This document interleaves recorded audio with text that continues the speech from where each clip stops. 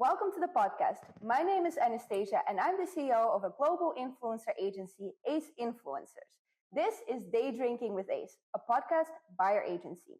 Today, I'm joined by Erica, Hi, our social media manager, and we are bringing you a podcast for creators by creators.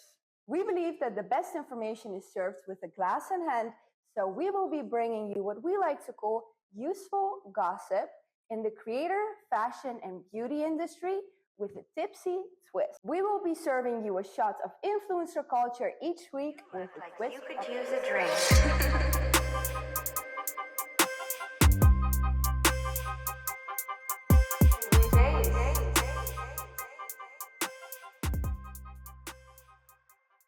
Today, we will be discussing what it really takes to be successful as a creator. And how you can start.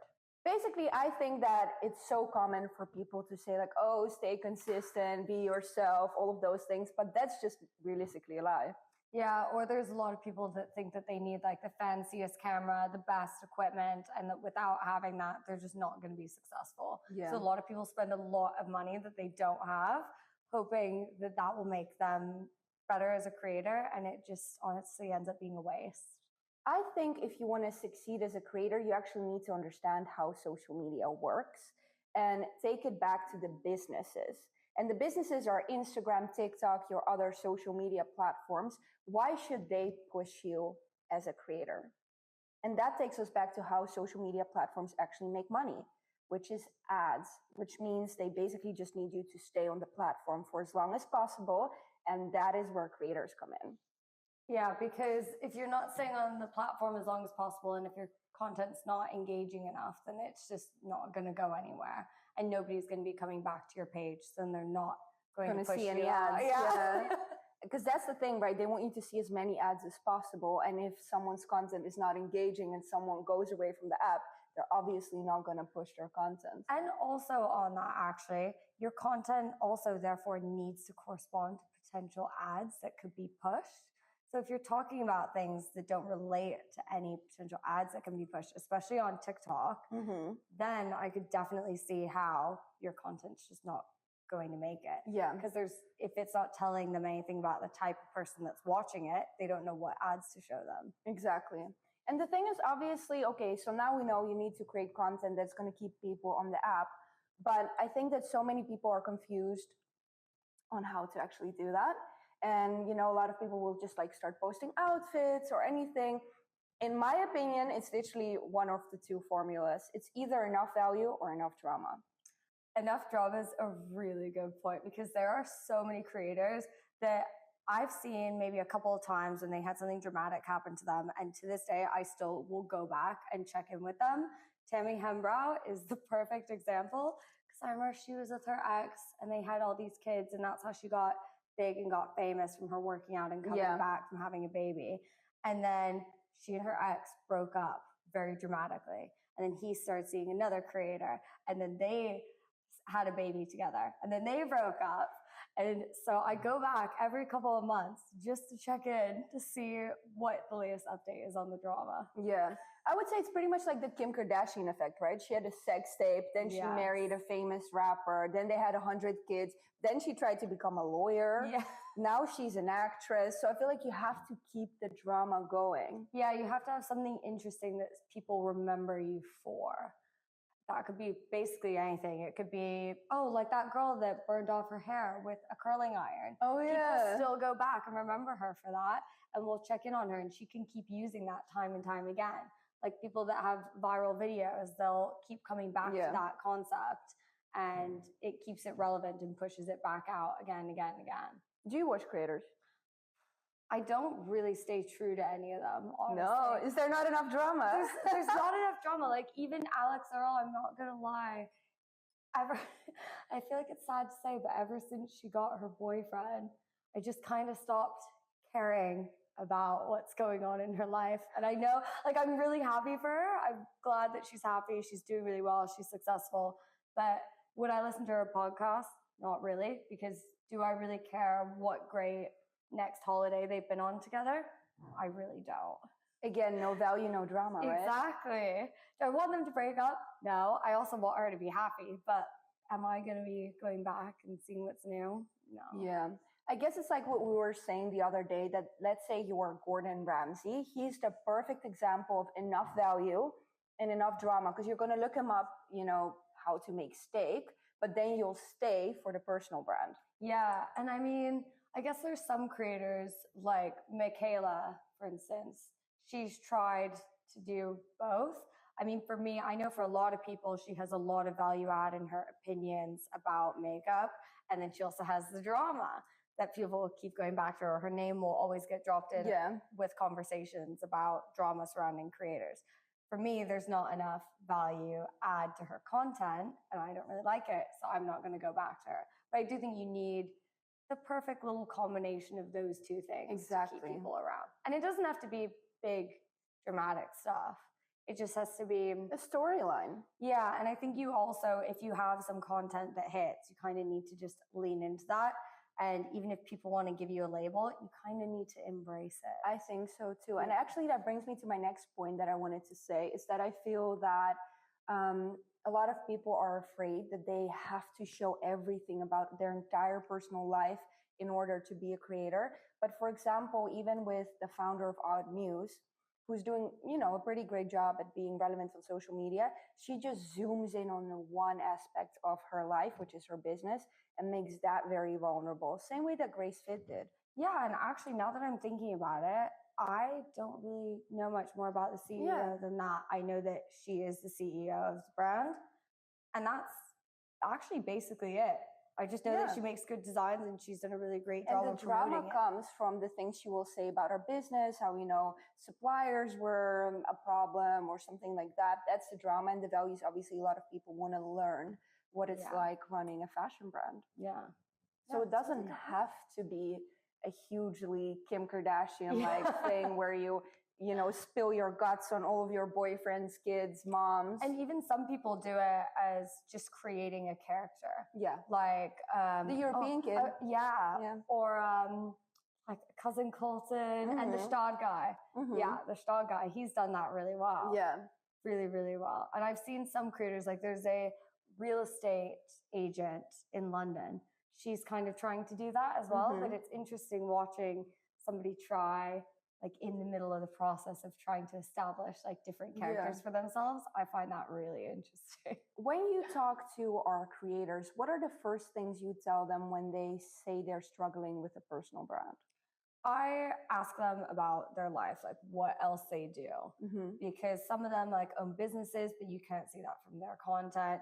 Some of them like have a really big passion for something, but they're not showing it. So if you ask them what their actual day-to-day life is like, you can pretty quickly find out where there's gaps in content. Because if they have something cool going on in their life and you can't see it on their TikTok or on their Instagram, then that's a missed opportunity. And you look for stuff that is like unique about them. Like some of them have really cool side jobs, but they just want to show that they're a creator. And it's like, well, that's a really cool job. Why don't you also show that aspect? And a lot of them will struggle with the volume of content to produce. But if you can make the most content out of things that you're already doing, your life, things that you already like, then that's a really easy way to get on top of content. Yeah. So if you had to say like a 3-step plan on getting started with your personal brand, I'd say think about things that you enjoy watching on TikTok, things that you like talking to your friends about, and how you want to be seen by others. And maybe that's even, you could ask your friends, like, what are 3 things that you really identify with me? And then go with those. Because if that's already how other people are seeing you, then it's pretty easy to just lean into it further. What do you think the differences are between TikTok and Instagram? Because you keep going back to TikTok. I think Instagram is much more, it still is quite polished. But the weird thing I've been noticing lately is that longer form content weirdly hits on Instagram, like more personal content. So day in the lives hit on Instagram. They don't really do the same on TikTok. And I think that's because you're more likely to just see random people that aren't that connected to you. And in a strange way, I think the Instagram algorithm right now is doing a better job at finding content that you're really going to like. That you're really going to like, because it seems like if you're scrolling on the explore page, I basically will get content about 5 specific topics, and it just knows that I'm gonna like watching all What of are the those topics? videos. Well, like gym content, it'll recommend for me gym content. Then some days, if I'm like, if F1 is on, it'll be F1 memes. If I'm looking up golf stuff, it'll be golf. And I've noticed that it just cycles through like 5 topics at a time that it's seeing that I'm watching, and that's all it recommends me. Versus on TikTok, you'll see a lot more random viral stuff, a lot more ads, all that. For sure. But I feel like TikTok is still way more the Wild West, even though it's more established as a platform. It is, but that's also why I think things like a day in the life and stuff will hit on Instagram, is because it knows exactly who is going to like that, and then it pushes it out to them. So you're getting a way more targeted audience. That's very true. So that's why I think. Also, brands prefer working with creators on Instagram till this day when they want return on their investment. For awareness, they will go to TikTok because it pushes it out to way more people. So that's another thing to keep in mind if you're starting as a creator, I guess. Yeah, and I feel like the strange thing that's also happened is Instagram, you could post something and it could be days, it could be weeks, and then all of a sudden it gets a lot of views. I feel like that's how TikTok used to be. And not anymore, though. Yeah, not anymore. Like there are videos that I've posted on to Reels, and maybe the first day it gets 2,000 views. Then the next day it suddenly gets another 5,000, and then the day after that it gets 10,000. So it seems like the life cycle of content is now longer on Instagram, which is really interesting. Yeah. You mentioned the algorithm. Yeah. I love this topic because everyone goes, oh, the algorithm just doesn't love me. I cannot beat the algorithm. Please help me. Yeah, you're stuck in 2,000 views jail. Yeah. It's just like doesn't exist. I will say this with my chest. If you're stuck in the 200 view jail, your content is boring. Whatever you're bringing is really fucking boring. And you know what it is? I was in the 200 view jail. I've seen a lot of creators be in the 200 view jail. We've all done it. And the thing is, I also thought, oh, it must be that it's just not resonating. It's not getting pushed out. No one cares about this piece of content you created. It's just boring. You just need to switch it up. Stop blaming the algorithm and start blaming your boring life. Amen. Now that's a sound bite. It's so true though. It is. Yeah, and I think to start, it's exactly what you said. You need to understand who you are as a person, but also how this will translate to others. For example, if I really love cocktails, good for me. If I sit there, drinking a cocktail, 200 view jail instantly. Yeah. But if I would start telling people how to make cocktails and then tell them that the first time I made this cocktail was in Vegas when I lost 50K in a casino, drama value. Yeah, actually that would be such a good idea for somebody to become a creator and they just make drinks or make food with a story behind it. Somebody should do that. There's so many makeup creators that will do a story time while they're doing their makeup. So you have something to watch. You can see new makeup look, but you also have something to listen to. And I think content nowadays is very audio visual. Yeah. And actually, even on the makeup front, imagine if somebody sat down and was like, I'm going to recreate the makeup look for my prom, for instance. Exactly. Like making it relevant as well, I feel like is even a greater value add. So if you're making something, if you're going on a walk or something and you have, or visiting somewhere and you have a story about that place and you're explaining it while actually doing that thing from the story, that. And making it also more personal to you. There's way too much generic content. And with the amount of content we see every day, it's too much. We don't care anymore. So we only will stop scrolling if it's really compelling. And I think that if you think about the viral series that have been going around, how I was married to a serial killer, my horrible husband, why the fuck did I marry you? Are you really looking at a certain type of content right now? Yeah, I love that type of content. I haven't seen any of your Instagram feed and everything's just pushing serial killer. Maybe I'm having some boy drama. No, it just wants me to make sure I don't get married to a serial killer. Anyhow, what I was going to say is that the production of this content is not so polished. It's not very well done. A lot but of them the aren't. story is so compelling that people will listen. Yeah, I think when we talk about what quality content is, a lot of people, and this happens with a lot of creators that I talk to, they say, oh, I'm really trying to create high quality content. And what they mean by that is, I want to get a new camera. I need the new iPhone. I need better lights. Shall I make my space more visually appealing? And that is not what high quality content really is. High quality content is, like you said, telling a good story, having good value in it, really knowing who your audience is and delivering on that. Exactly. And from working with brands, I was surprised to see this in the beginning of when we started as an agency, but they get better results for brands. Yeah, it's a bit like how we're seeing the typical influencer kind of die out a little bit, because if your content is too polished, if it's too perfect, people are bored of it. Yeah. They don't feel like they know you, and they just really don't want to keep coming back to your content because they can't relate to it. And what could you possibly be offering them that is going to help them in their daily life? Exactly. I think if a creator loves the polished route, the very high quality, beautiful images, UGC is a better call. That's exactly what I was going to say. So they should go into UGC. Exactly. Because brands will buy it for ads. Yeah. Either UGC, or they could even just get into marketing and do photography and videography professionally and do UGC on the side, because that's clearly where their strength is. Yeah. So it doesn't have to be that, if you like making high quality, beautiful images, you're lost. Yeah. It's just not necessarily the influencer route that works today. Yeah, because nobody's really going to care about it. I think also that when I started using Instagram back when the dinosaurs were alive. I mean, I had it before I remember I was 13 and I had an iPod Touch and I downloaded it. I also had an iPod Touch. Yeah, I remember I was in 8th grade and I downloaded it. And I remember thinking, this app would be really cool if other people were on it. Yeah.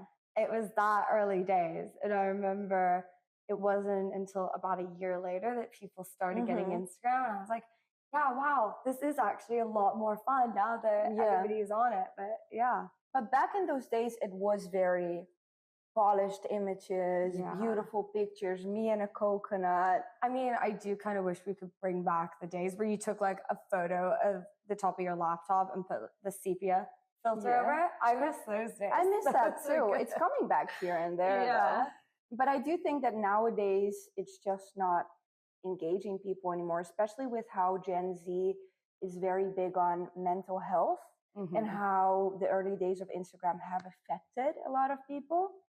Yeah, but here's the other thing. Have you seen a lot of the content recently where like there's all these people with body positivity and they will purposely edit themselves really small and then show the normal them?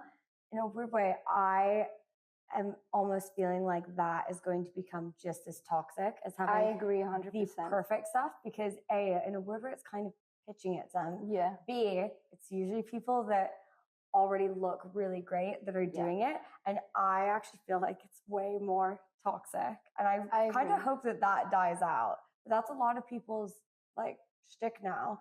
And that seems to be the way that a lot of creators are getting popular, is by kind of trying to antagonize the whole trend. And I feel like they're also in a way making that perfect side of Instagram stick around, which to be honest, I don't really see much of anymore. No. I think that 99% of people have moved away from it. Yeah.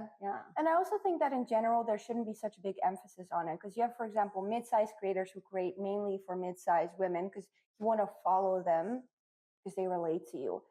Skinnier women create content that maybe skinnier women want to see. And I think that it's also a little bit of a personal responsibility to follow creators that spark joy and inspire you rather than make you feel bad. Yeah, I think that any sort of content or creator that makes you feel bad, you should just unfollow them. Exactly. And I'm seeing that more and more. Like, if your content is making somebody feel bad, they're just gonna leave you. Nobody wants that. And to bring this back and how you can leverage this in your personal brand, I think being vulnerable about who you are is what's going to open up the door. Yeah, once again, like we talked about with Alex Earl, how did she finally blow up? I mean, she was making content for 3 years, and she only blew up, and she only started having content perform when she opened up about her acne, Yeah. and showed how bad it was. Exactly. So that is the perfect example of really these days people want to see your flaws, they want to relate to you, and they kind of want to see you at your worst, if I'm being honest. However, I do think that it can get old. I think a great example of this is Kiara King. People are sick of the same thing: breakup, makeup, breakup, makeup. Because in a sense, it feels like she's abusing those relationships for content. Yeah. I mean, that's not vulnerable anymore. That's, it's like those people that go on Hinge dates and then they talk about it. Yeah. Yeah. I mean, I've made that kind of content before, and then I felt really guilty afterwards because it's like, oh, okay, well, I actually like this person. I'm not going to just keep going on more dates to abuse it for content. But some people do. I think your content shouldn't hurt anyone because that's not a personal brand that has longevity. Then again, there's like Alex Cooper. Granted, okay. I agree. I don't think that we should reward content that hurts other people, comes at the expense of others. I think that we should also just let people move on from their drama. Exactly. Like some people are just forever tied to their drama. However, I also feel like if someone has actually done you wrong, like in Risa Thesis thing, Who the Fuck Did I Marry? He lied to her for 20 years. Can she abuse it for content? I feel like he deserves it. I think she absolutely can. 100%. I think in extreme cases, go for it. Yeah. But I guess that when you're building a personal brand, you want it to be based in you rather than other people doing something to you. Yeah, that's exactly what I was going to say. Because I feel like the victim card, I don't want to call it the victim card, but putting yourself as a victim in a situation and talking about it could make you go viral once. Yeah. But you have to have something that you're also showing to people about yourself and who you are. Like show a journey after something has happened to you. Do that sort of thing. Show people more of who you are. But if that is just the anchor that holds your content together, it's just not good. I also think that when you are building a personal brand, it's important to choose something that is important to you for a long time. So, for example, if you're on a gym journey that's going to last for a while. Because people love a story. Exactly. It needs to be a story rather than a one-off event. However, I also think that it's okay to let the story change. If you look at people like Tammy Hembrow, it was very much the gym story. Now it's more a family lifestyle one. Yeah. Grace Fit, again, a fitness story, which is now more of a business owner story. Yeah. And that's okay. Yeah, that is okay. And I think people also shouldn't feel like because they're diverting from one story that they have to completely abandon their content. Yeah. Because a lot of people end up doing that because they're like, oh, they feel as though everybody followed them for one type of content. And then when that no longer relates to them, they just stop showing anything else. Yeah. And I've seen that actually when I've talked to creators as well. They're like, oh, well, this is what I got big for. And I kind of want to stick to it, or like, should I change it? And they're scared to divert from what originally got them followers. And it's like, well, you shouldn't be scared. You can keep little pieces along the journey, change it, a little bit as you're evolving, but in the long run, that's going to be better because otherwise you're just not going to be able to make content at all. I think that the big problem with this is a lot of these creators that ask this question are creators who blew up just on value, just outfits, just makeup, just cooking tips. So no one knows their personality. So if they change the content, no one cares. Well, if you love a creator for their personality, you don't care if they're cooking, cleaning, eating, or doing their makeup. You're following them because of who they are rather than what they do. Yeah, and I guess along with that, that's why, for instance, brands want to see you talking in videos. They really don't like it when you're just lip syncing to sounds. Like anybody could just lip sync to a sound and show a cute outfit. They want a lot more. Yeah. Actually, a few of the brands we're working with on our brand focus side of the agency, have all said that creators that even if they have a big following that don't talk to the camera are just a no. Yeah. Straight out of the gate, no. Yeah, that's not surprising because I mean they don't add anything. And they also probably don't think that people are going to spend money on their products because no, their audience isn't going to feel a connection to them. That's so the why thing. Are they going to trust it? In the beginning, I thought this was very interesting because a lot of these creators, like transparently, one of them was a beauty brand and another one was a fashion brand. And we would pitch them fashion creators that would just do the outfit videos, the classic ones where they get dressed, they don't talk, there's a music background. They were like, this doesn't convert.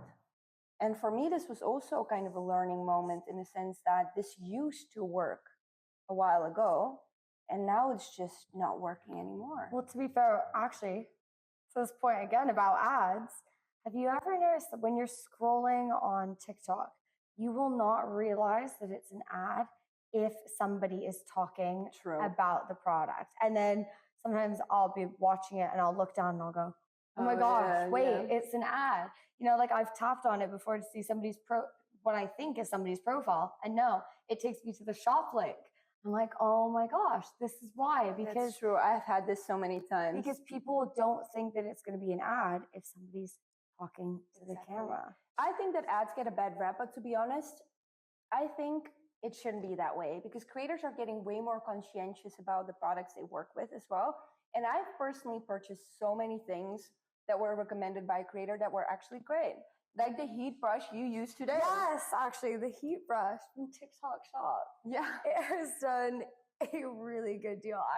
I've actually never had a heat brush or a hair tool do as good of a job as this. Yeah. It looks like I went to the salon, and let me tell you, my salon does not do that good of a job. Exposing them. But it's a really good brush. And I saw a creator use it and I was like, oh, wow, that looks great. It's real. Too, yeah. And I think it's not necessarily true that, oh, you know, creators do ads. It's just for money. It's their job. Yeah. And actually, I'm not going to lie. I like ads because I feel like my algorithms are really good at recommending me good products. And I don't want to go out and spend my time actually looking online to find something that I need.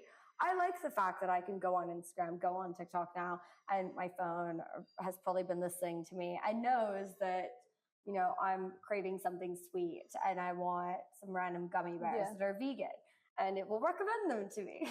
Yeah. Thing is, from stats, I know that 8 out of 10 people mainly buy stuff that's recommended by social media or influencers. But for myself as well, all of my clothes, either I've randomly found them, you know, lucky strike, or I've seen them on someone I personally know or a creator. Yeah. I don't like endlessly scrolling, whatever, all of that stuff. And I don't have the time. And at the end of the day, the funny thing is influencing is basically just recommending to a friend on a large scale. Exactly. Like I feel like a lot of influencers actually get into being a content creator because their friends ask them all the time, where'd you get your outfit? How did you do your makeup? That's how a lot of people get into it from the get-go. Absolutely. And I also think, and actually to that point, if you're thinking of becoming a content creator, that is a great thing to analyze. What do your friends come to you for advice on? Exactly. And what do they like coming to you for? And, you know, what stuff that you've recommended to them, do they go and actually follow through on? Maybe you're really good at giving advice. Go ahead, do that. And I used to say this all the time to creators we managed that were struggling with the talking content when we're still pretty new. You need to see your audience as a friend you're FaceTiming. When you start talking to your audience as if they're a friend that you're on FaceTime with, your content will pop off the screen. It will seem natural. It will seem real rather than forced. And would you like to buy this class? Yeah, it's funny because that's always one of the number one comments as well that I've seen on viral content.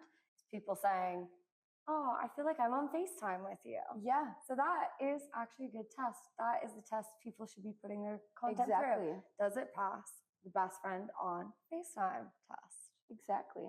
So, I mean, we talked about how to actually start, because in a sense, you need to understand that Instagram is a business. If you're not keeping the eyeballs on the screen, you need to do better. Yeah. Secondly, it's obviously engaging people, trying to tell a story, having a personal brand, and actually, bringing the people in. Drama or value, preferably both. And then I think let's quickly touch on the equipment, because a lot of people ask, like, oh, what shall I buy? What shall I do? The nitty gritty. I think, in a weird way, I kind of want to say, I think you need the equipment that is viral at the moment. If you're going to buy some equipment, by all means, do go buy that G7X that everybody is talking about. Find. Yeah, and the reason why I say this, or buy that digital camera from the 90s everyone's talking about. And the reason I say this is because it automatically gives you content that other people are looking for. So you are making content out of your purchase. You can then talk about the purchase and people will be searching for it. And on top of that, obviously, you need a good phone. You need a phone that's not going to die on you when you're doing stuff. You need a phone that makes decent quality. But however, I would like to say that if you, let's say you're a student and you don't have a lot of money, you have an iPhone 13, you're good to go. Oh, take your iPhone 13. It's not even that old. Well, you'd think so, but it's 3 years ago. Is it? Yeah, it's 3 years ago. So let's say you have an iPhone that has a decent camera that's not grainy. That's fine. Buy a light from TikTok Shop, £15, like that's $20. You're good to go. Yeah, that's a start. Yeah. You really don't need a camera. And a tripod. I would say everybody should have a tripod, or you could get one of those little sticky things if that's what you want. Less than $20 if you want to do it on the cheap. Yeah. Realistically, how much does it cost you to become a creator? Nothing. And I think a lot of people do think that they need like the trendiest makeup, the trendiest new styles in order to start as a creator. I think these days that doesn't really matter either, because people want to see how you style your existing clothes. Exactly. They want to see, how you already do your makeup. They want to see your opinions on whatever it is that you have. You don't need to buy a whole bunch of new stuff. Or you could say, like, watch me do a really great smoky eye. It doesn't matter what products you're using. You don't need all the latest stuff, and you can wait until you get some PR. Exactly. You need to truly see it as a business, and no business ever goes, okay, let's get the highest possible investment and just dump it in. You start with an MVP, then you get some return on investment, then you start reinvesting it, and then you grow and grow and grow. Same thing here. You start with your phone. You see you're getting PR, perfectly fine. Brands are interested. Maybe buy that first camera. Yes. Don't make it the most expensive one, but start there. Maybe then get some mics, get some lights, and keep building on top of that. Yeah. There's no need to go all in from day dot. Yeah, and I think a lot of people will go all in, even on hobbies. And then they won't use it. And then they won't use it ever again. But have you ever done that with something? Oh, absolutely. I've had so many outrageous hobbies. Karate being one of them. What did you I've done circus dance. Please. Circus? What's circus dance? Look, I don't want to talk about it. I'm a horrible dancer, but I don't know how I ended up doing circus dance. It's like with hula hoops. Oh, wait, I can do that. I did that when I was younger. I really can't. Did you buy the hula hoops? I bought everything. Oh. I think we're going to need a demonstration. I've done pole dancing, still into that though. Oh, we're still there. What was the context? No, it's a workout. It's a workout. It is a workout. It is a workout. Sometimes. I've seen like those kebab rolls that go around. That was me. That was me. And like I thought it looked proper good. I was like, yeah, I'm getting this down. And I showed my boyfriend at the time. And he was like, this is funny. I was like, funny? This is not funny. This is sexy. Oh my God. You did not call it funny. I think I would have cried on the spot right there. I think that's how you would have turned into the murderer in the story. That was my villain origin story. No, actually, to be honest, it was funny. I didn't look sexy yet. So, what crazy hobbies have I had? I don't think I've sewing. But this is, again, great for the storytelling. Yeah. To be fair, actually, I'd love to see a creator that just tries out all the hobbies. But in short, don't fully invest. Yeah, don't go all in. Yeah. But I do think that on the topic of thinking of it as your business, have a strategy. Start out strong. Keep yourself consistent and have a plan. I think that just posting here, there, doing whatever it's never going to work. And we do this with our socials too. How many Yeah. times have you had to pivot? Oh my gosh, so many times. We keep pivoting. We pivot every day. We might film some stuff, and Because I'm like, people's interests change, work. the algorithms change, and if you don't try and stay on top of it and be relevant, you're going to lose. yeah, and you have to try out a lot of different things, and you have to be willing to do that. You might really like talking about one topic, and your audience might say, we don't like that. And then you talk about something random and they love it. You have to be willing to roll with it, especially when you're starting out. I feel like that's the biggest thing is when you're starting out, you just have to try things and you have to be open to just changing all Exactly. the time. And I think also the whole thing about being cringe needs to go. Be It's cringe. done. It's so done. You know, be cringe every day. Because you know what? One day you're going to post the exact same thing and people are going to think it's cool just because you're a big creator. Yeah. When you're small, everything you do is cringe. Yeah. Yeah, it's 2024. Get over it. Get over yourself. Get over your friends talking about it. If your friends are talking about it, They're not your really friends. your friends. Yeah. And I say that very seriously. They are not your friends then. Yeah. And exactly. And I think that actually about friends, it's important to use the network you have. And your network doesn't have to be creators. It can be your parents. It can be friends. It can be creators you literally DM and say, hey, do you want to collaborate? Yeah. And, you know, it's also a really great way to make friends as well. I think a lot of people forget that they can make friends on social media and their followers can also be part of their network. Yeah. They can recommend great things. They can give really great advice as well. I think you're an expert on making friends. I need some tips. But yeah, I think on the network topic as well, definitely family members. Because you never know. You could make, it's a bit like Martin Scorsese's daughter. Yeah. She's gone absolutely viral because Exactly. she asks her dad for opinions on things. And now Exactly. everybody knows she's Martin Scorsese's daughter. And now they care more about all the other little things that she does. They care about what outfit she's wearing, what she's doing, where she's going on holiday. And they tune back to see her network. Exactly. And I think that in a sense, I actually had a different experience with this when I was in high school. I used to film my family doing funny stuff. And that used to be very viral, granted in my high school on Snapchat. Okay. But I think that a lot of times we are again, oh God, is this good enough? Whatever. If you post something that's actually really true to you and resonates, and families often do, or like makeup, whatever, it's always going to hit. And if it doesn't, you can pivot. Yeah, actually, a really good example of this is I saw somebody, and sometimes you can fake it as well, by the way. I saw there's this guy that's going viral as, I think the account handle is like my hot coworker. My hot coworker. My hot coworker. Oh, I've seen this. And it's this guy. The first time I saw it, I thought it was real. Yeah, and here's the funny thing is it's like, that's a manufactured way to show that you have a network.